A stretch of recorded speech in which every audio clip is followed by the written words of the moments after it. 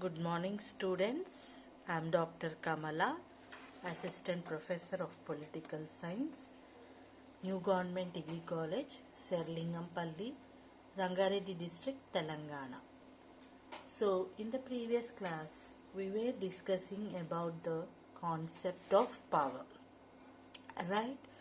So, I asked you to learn about the definition, and also I asked you to revise what we have discussed. Have you done that, students? Yes? Only few of them. Don't do like that, okay? Okay.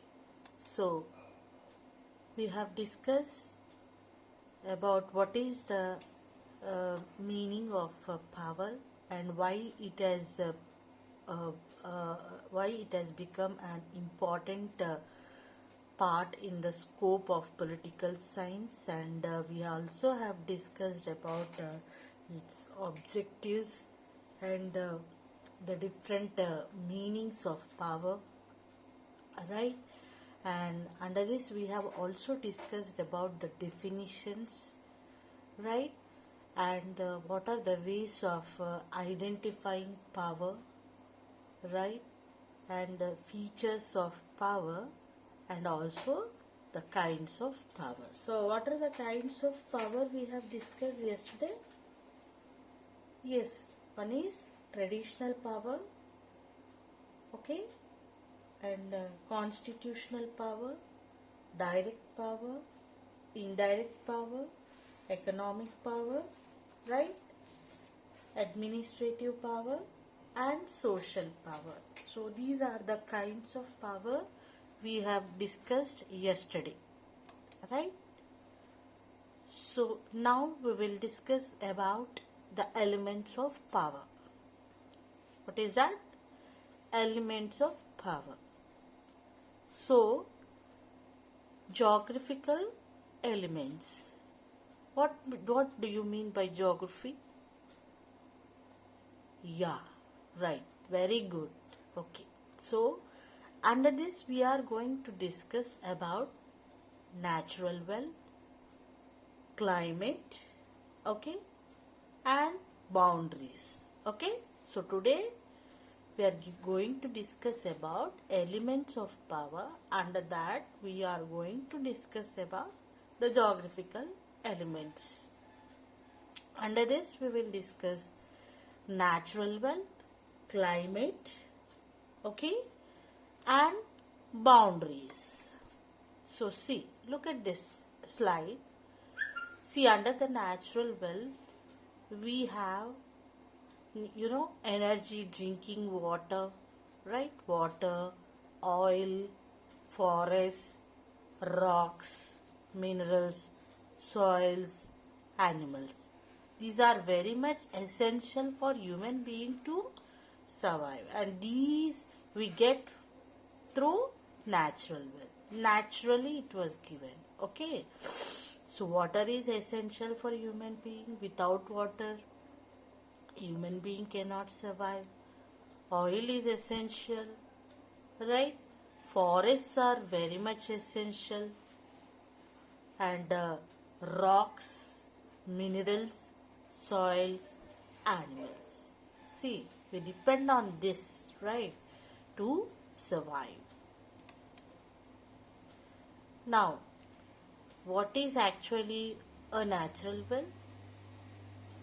It is what people can use which comes from the natural environment. Just now I said, without natural environment, like for example, water, we cannot survive, right? So, people can use which comes from the natural environment. Now, examples of natural resources are hair. Now, without hair, we cannot survive, right? Hair, water, wood, oil, wind energy, natural gases, iron, and coal. Now, it implies the forests, mountains, rivers, irrigation, land, mineral, etc. Now, what happens? It implies uh, the economic policies, or it can influence the economic policies of the states also, right? So for example, a state having abundant natural resources or the natural wealth will possess more power. Okay, for instance, if you take countries like Sri Lanka, it exports, tea leaves, and Arab countries, if you take, it exports oil resources, right? Reserves, sorry, oil reserves, which acquired more power. And the state, with the help of this concept of power, will get opportunities for attaining industrial progress and economic self-reliance. So, in this way, natural resources plays a prominent role in influencing the economic policies of other states. Okay, it's very easy, students, to remember. See, that resource, a natural resource, is nothing but a resource that is available naturally. Okay, that is available in the natural environment. I've given the examples also, like air, water, wood, oil, wind energy, natural gases, iron, coal. Okay, now these are very much essential for human being, right? And uh, uh, so it influences the economic policies of other states. Now it depends. See, if you have more natural wealth, then you'll become, if you exploit it, you'll become more powerful nation, because you can export that natural wealth to other countries, and you have what economic power in your state, right? Now, see, in this slide you can see the clear picture of the climate. Okay, so actually the climate also plays an important role in acquiring a more powerful state, the status of more powerful state, right? So the weather conditions that are prevailing in an area, okay, in an area in general or over a long period, is known as what? Climate. Okay, now the climatic conditions actually of a state will be responsible to a great extent for achieving economic development. Okay, what countries which are having more temperatures or higher temperatures will have a chance for attaining progress.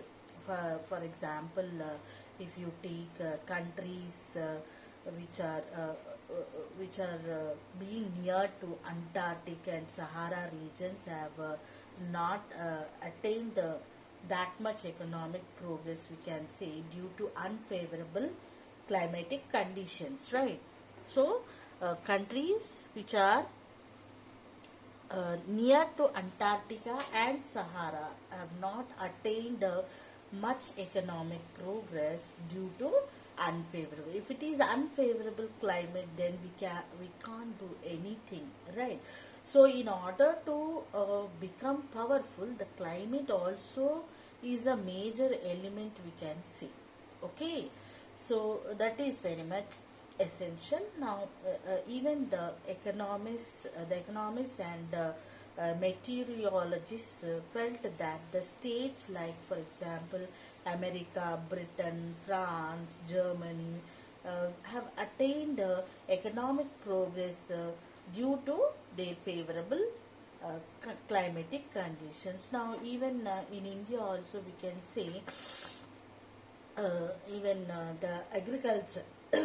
So the agriculture depends, it is a gamble in monsoons. If you win in the gamble, you'll get lots of money. If you lost the gamble, then you won't be able to have that much money.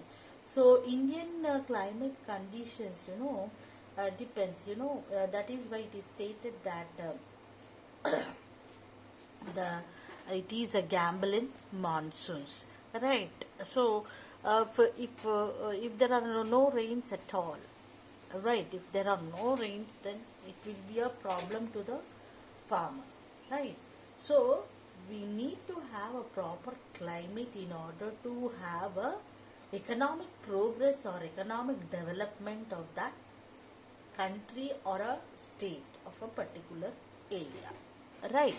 So the weather conditions that are prevailing in an area in general or over a long period is known as climate.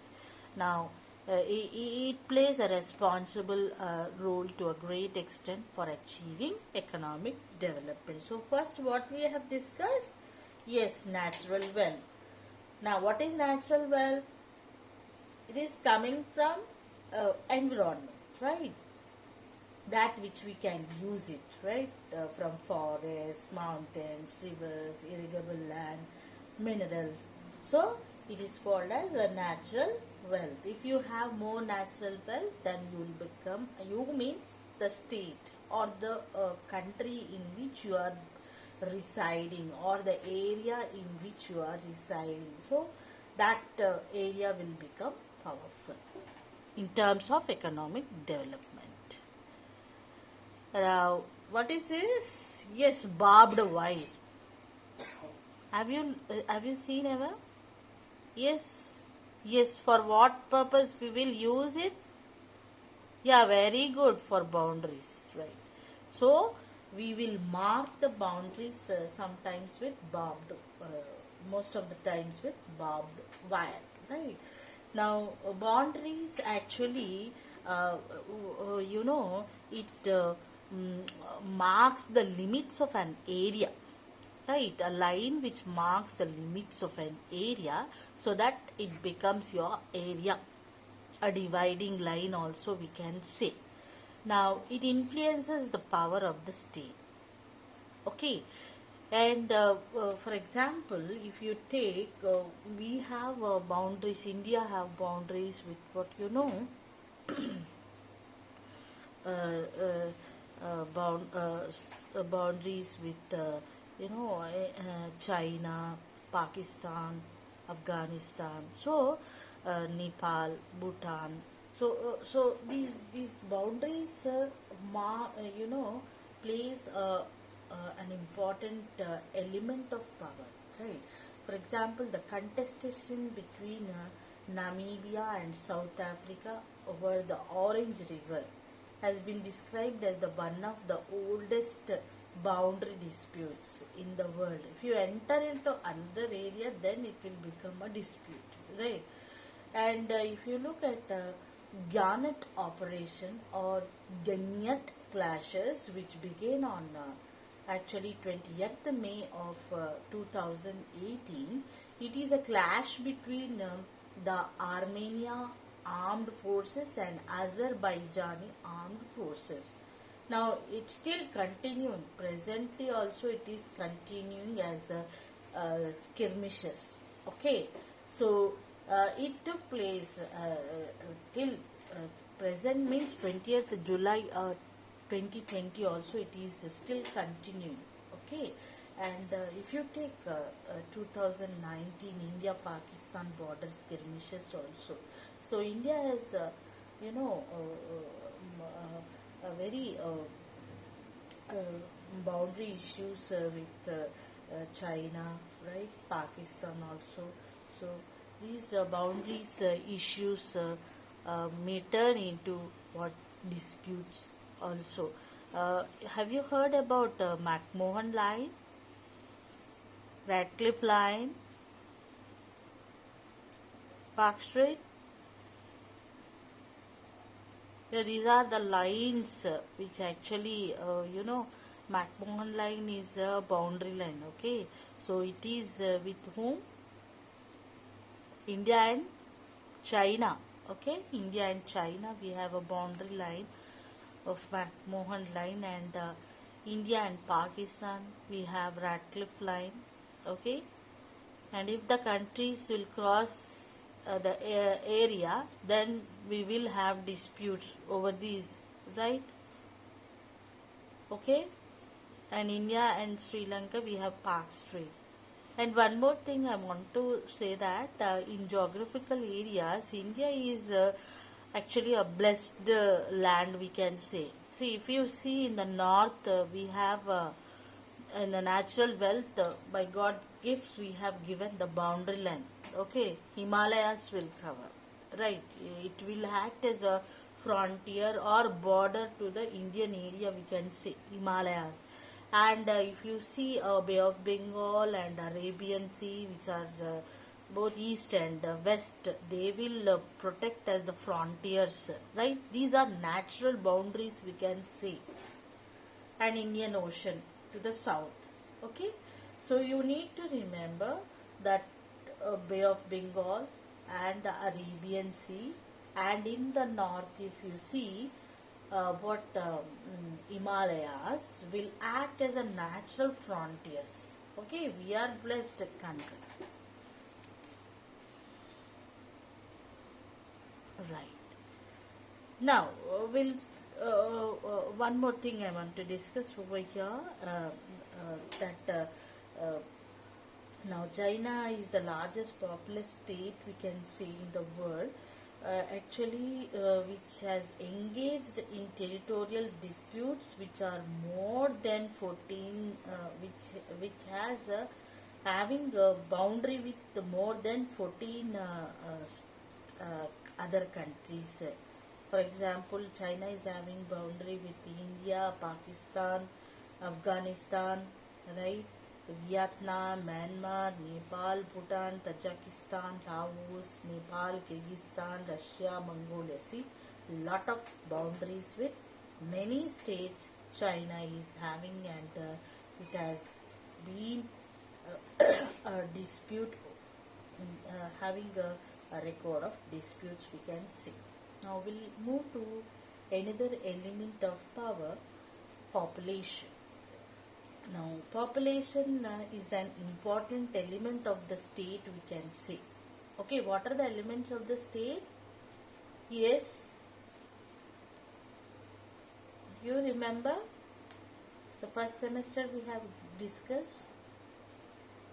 Yes, population. Yes, population. Yes, it is one of the. Come on, say. Territory. What do you mean by territory? Yeah, an area. Yes, population, territory, government. Yes, sovereignty, international recognition, right? So population is an important element or feature of the state, we can say, and it is not only an element of the state, but it also is an element of power, we can say. Okay, so you know, if see, for China is most largest populated country in the world, and followed by the second position in India, right? Now, for example, if the state is largest populated countries, then can it be a powerful state? Can we say like that? Yes. If it is most populated, can we say that it is a most powerful state? Yes. Yes, sir. How? No. It depends, the efficiency and power of the nation. Okay, the population have a challenge. Yes, we'll discuss now. The size of whether the size of the population is less or more, it depends on the efficiency and power of a nation. Okay, now for example, if you take the example of Britain, okay, now we can say that its size was limited, but its army was most powerful in those days, and when its army was most powerful, it has occupied, most of the countries, and it dominated and it ruled the countries. Now, is the size of the England was size of the population of England was big? No, it was small, but its army was strong. That is the reason they were able to rule the world. Even India was ruled by Britishers for nearly 2 centuries. Right. Okay. It doesn't matter whatever the size of the population, but according to Palmer and Perkins, they have stated that overpopulation will pose a challenge to efficiency and power of the nation. Right. So a state having more population will be able to increase its agriculture and industrial output. Okay, it will be able to extend the consumer markets. Now, not only that, it enables to maintain supremacy in terms of war and normal condition. So low populous state will face several problems. And see, we have positive and negative results. What I told, positive, if the size of the population is less, that should be, efficient population should be there. All naturally all will not be efficient. You take your fingers or the hand. If fingers are there, they are not equal, no? Okay, so that's how, see, all if the population is large or the small, it doesn't matter. But and it has positive as well as negative impact also. So low populous states will have to face several problems. For instance, Germany was caught in several controversies during and after Second World War. Okay, during and after Second World War, Germany has faced lot of problems.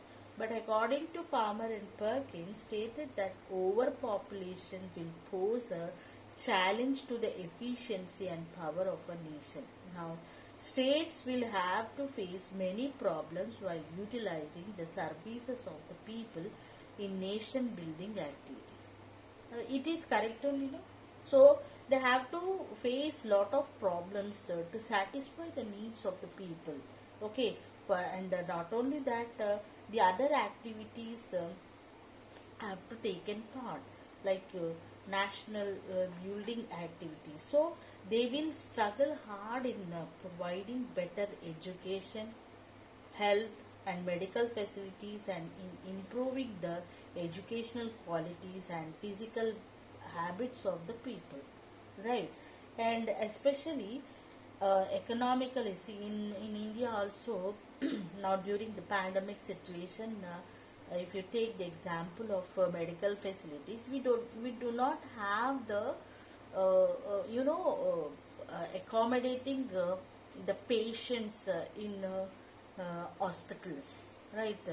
We are unable to provide the beds for the patients during this pandemic situation. So also it will become a challenge. Overpopulated countries have to take up the challenge, okay, and fight against this. So education, health and medical facilities, and improving the educational qualities and physical habits of the people. So especially economically, developing states face innumerable difficulties in providing minimum living conditions to the growing population. So if it is overpopulated, we have to, we can't even provide minimum living conditions. Even according to, Plato, he has suggested a limited population to the nation. Okay, and even Rousseau also.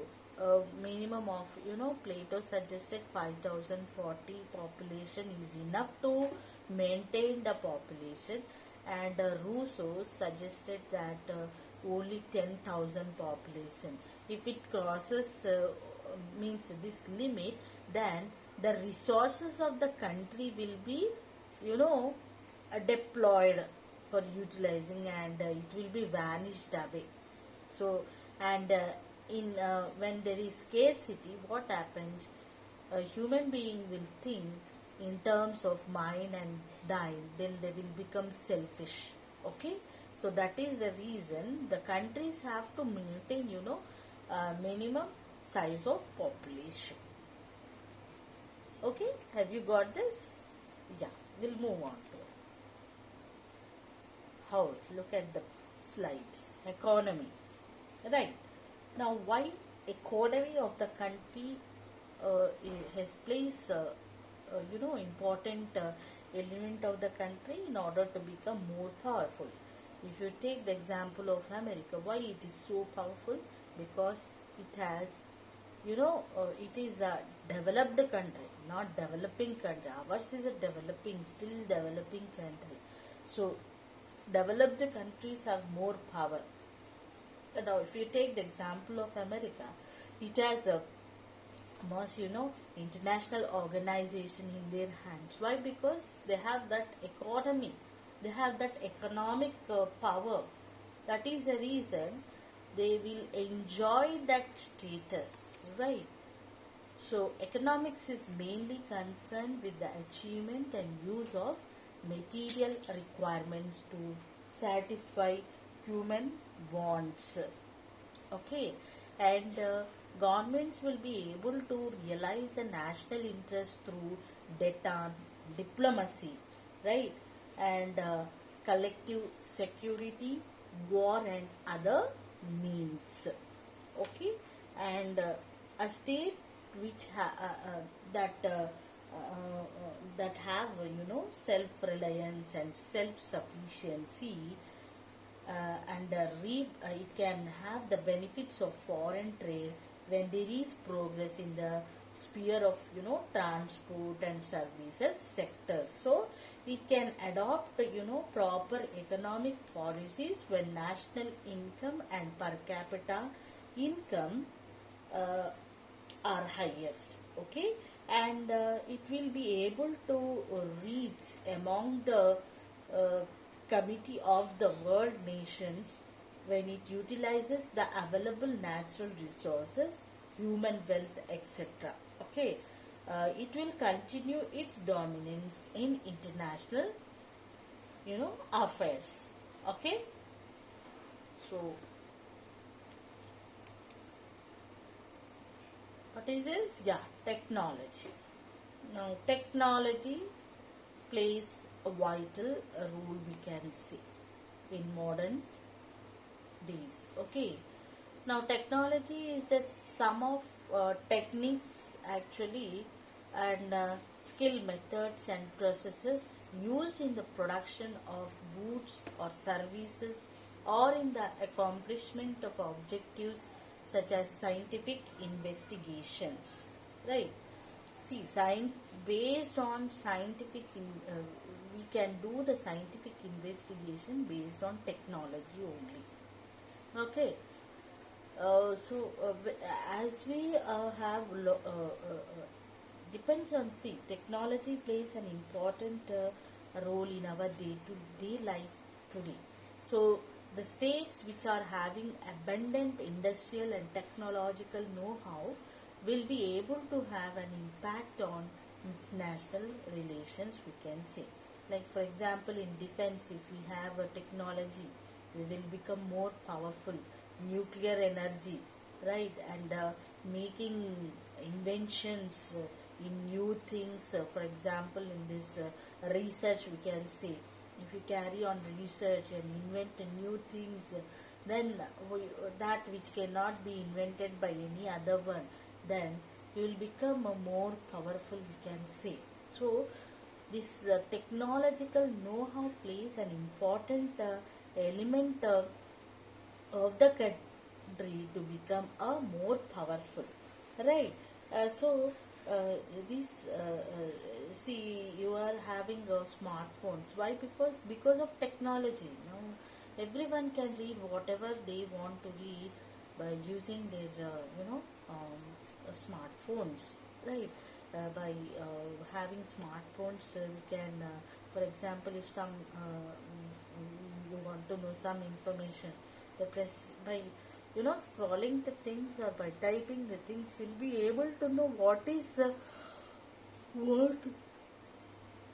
with the help of technology. You can, for example, if you want to reach a destination, right, some destination, then how you will reach that destination? You don't know about that area, but you want to reach that destination. What you'll do, you will search in Google Maps where is that area, and through GPS you can move to that particular area which you have selected for destination. So that is how the technology plays an important role in defense, nuclear energy, and in making inventions, research, right?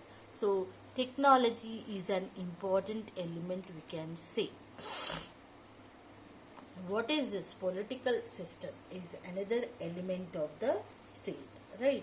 So now, and another thing, you know uh, uh, technology can also achieve a surplus with the help of acquisition of to foreign exchanges also, and proceeds it technology proceeds towards the goal of economic self-reliance, and in fact they stand at higher levels in the matters, you know as we have discussed earlier, that in matters of defense, nuclear energy, and invention of new commodities and services. Now we will discuss about the political system.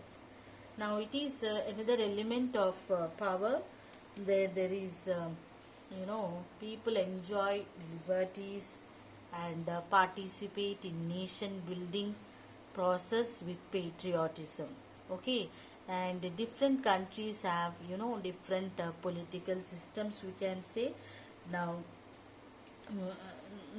people now here, you know uh, in earlier days, they don't have that much democracy, so they used to live in aristocratic and despotic countries, facing many difficulties and lack political dynamism, and they never used to participate in nation building activities in a mechanical way. And similarly, some countries have different political systems. They will be under military rule, and they can't achieve progress in prescribed period. And due to this, intellectuals have felt that democracy is the best exam best example or the best suitable political system for promoting national unity and patriotism. Okay, so we have different uh, uh, in,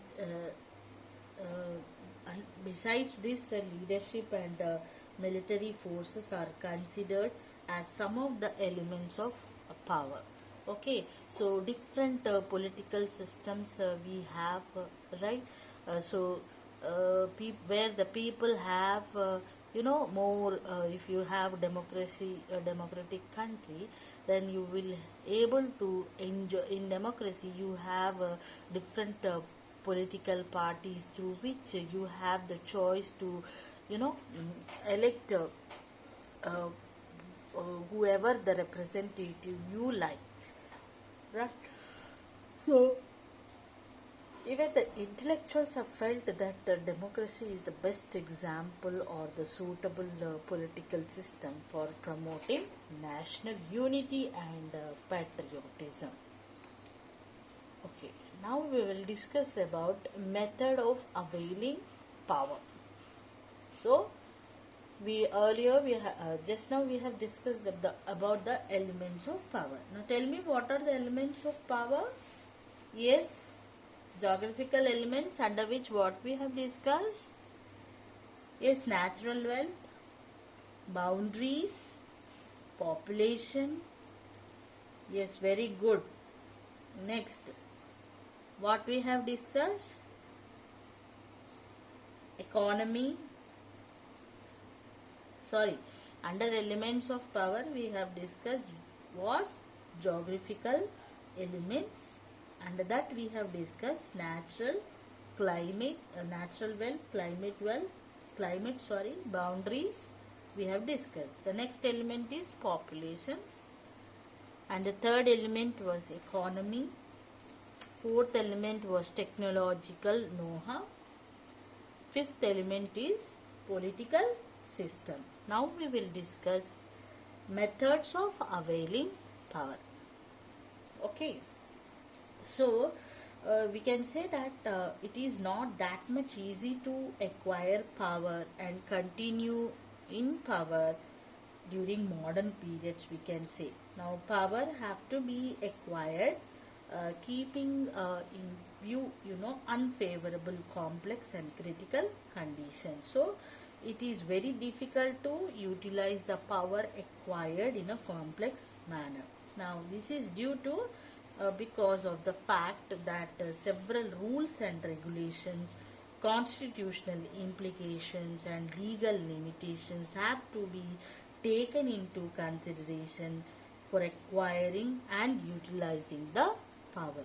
Okay, so any if you don't have any care means careless attitude toward in this regard, then it will affect what the dignity and prestige of those availing the power.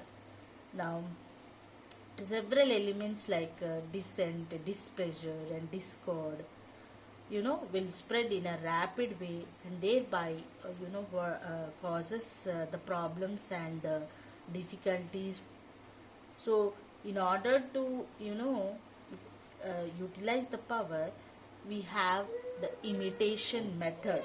Now what is imitation method? You know what is imitation method? Yes, imitating. For example, in the classroom environment, you imitate your teacher, right? Most of them will do, right? So now imitation method is considered as an effective and efficient method of availing power in the political system. Now that power must be used promptly, properly and efficiently. We have to use properly, promptly and efficiently we have to utilize the power. And in order to that, we have to take the steps to convince the majority section of the political system. Now leaders who possess power must strive to drive away the impatience, misunderstanding and relentlessness among the opponents. So they must respond in a proper way to the doubts and apprehensions of the opponents, right? Because opponents play a dominating role, and the governments in many modern states have adopted the imitation method in national and international affairs. Now several states have engaged in dialogue, détente, discussion, deliberation and other means for containing the irrational acts of international mafia and drug trafficking also, right? For tackling these problems, they are engaging in this method. And similarly they have employed this method for overcoming the tensions or dissent of uh, some politically disgruntled leaders at national level. So beside this method, it is considered as useful for resolving the trade union issues also. These are very much essential, imitation method. Now we will discuss about what is rewards method. Now what is reward actually? Something when you do great. For example, if you are achieving good marks, then you will be rewarded, you will be appreciated. Okay, so that is a reward. It is a sort of encouragement, right? So rewards method, you can say that it is an important method of employing power, we can say. Now individuals and organizations at higher levels in a states actually adopt this method for achieving the desired benefits. Now the benefits are of different forms, we can say. They may be in the form of military, economic, technological, etc. Okay, so for instance, if you take the superpowers have been restoring this method for bringing the developing nations to their side through several means. Now these include provision of foreign exchange, arms and ammunitions, economic and humanitarian assistance, etc. Normally, the leaders who receive rewards from the heads of the advanced states will be ready to extend cooperation and assistance in one form or the other. See, when you receive the rewards only, you will be able to cooperate with the other ones, right? So that is how the awards, it is a method of, one of the method of availing power. Next, finally, we'll discuss about force method.